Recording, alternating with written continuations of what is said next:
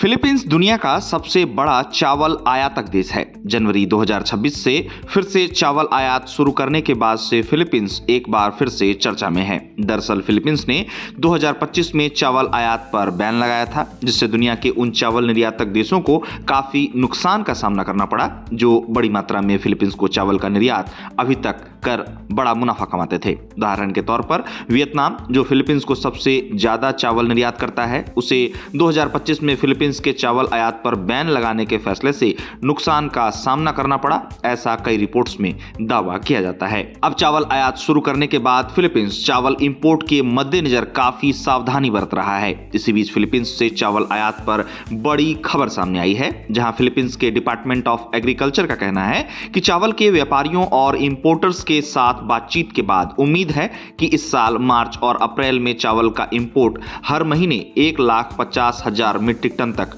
पहुंच जाएगा। फिलीपींस के डिपार्टमेंट ऑफ एग्रीकल्चर के सचिव Francisco P Tiu laurel junior का चावल आयात को लेकर कहना है कि आयात के घरेलू फसल के मौसम के लिए इनबाउंड शिपमेंट कम करने पर सहमत होने के बाद अनुमानित शिपमेंट लगभग 4 लाख मीट्रिक टन के सामान्य महीने के औसत से कम है। एक कार्यक्रम को संबोधित करते हुए लॉरेल ने कहा कि ये कोई ऑर्डर नहीं है, बल्कि ये राइस इंडस्ट्री और डीए के बीच एक वॉलंटरी उपाय है। लॉरेल ने कहा कि वो चावल किसानों की भलाई के लिए मिलकर काम कर रहे हैं। अनुमान लगाया जा रहा है कि अगर ऐसा होता है तो इस साल मार्च और अप्रैल के लिए कुल 3 lakh metric ton import volume पिछले साल इसी समय में दर्ज 8,69,321 मीट्रिक टन से 65.5% कम हो जाएगा। अब आंकड़ों पर बात करें तो फिलीपींस के ब्यूरो ऑफ प्लांट इंडस्ट्री का डेटा कहता है कि 1 जनवरी से 5 फरवरी तक चावल की आवक 4,09,377 मीट्रिक टन तक पहुंच गई, जबकि साल के पहले 2 महीनों में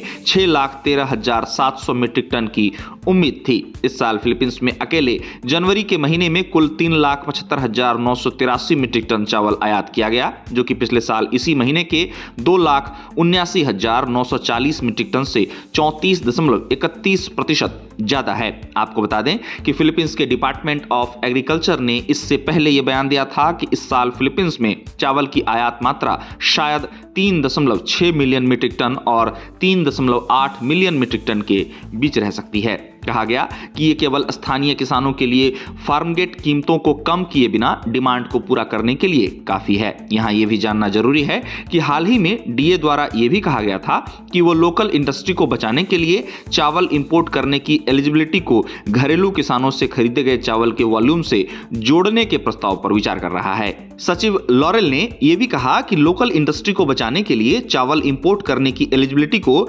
घरेलू किसानों से खरीदे गए चावल के वॉल्यूम से जुड़ने का जो प्रस्ताव है, इसके तहत ट्रेडर्स को इंपोर्ट एलोकेशन पाने के लिए बिना पिसा हुआ चावल या चावल खरीदना होगा। लॉरेल का कहना है कि डिपार्टमेंट इस सिस्टम को साल के दूसरे हफ्ते में शायद जुलाई तक शुरू में लागू करने का टारगेट बना रहा है। गौरतलब है कि फिलीपींस अपने खपत के मुताबिक दुनिया के कई देशों से चावल का आयात करता है। फिलीपींस के फिर से चावल का आयात शुरू करने से चावल निर्यातक देश एक्टिव हुए हैं। पाकिस्तान से भी फिलीपींस ने चावल आयात को लेकर करार किया है। साथ ही वियतनाम और अन्य देशों से भी चावल आयात को लेकर फिलीपींस की योजना है। ऐसे में चावल आयात को फिलीपींस मैनेज करने की कोशिश कर रहा है। फिलीपींस की कोशिश ओवर लिमिट आयात न करने की है। डीए के सचिव लॉरेल इस बात को पहले ही स्पष्ट कर चुके हैं कि फिलीपींस ओवर लिमिट आयात नहीं करेगा। फिलीपींस अपने किसानों के हितों को ध्यान में रखकर ही चावल का आयात कर रहा है। फिलीपींस के चावल आयात के आंकड़ों की बात की जाए तो फिलीपींस द्वारा 2024 में लगभग 4.8 मिलियन मीट्रिक टन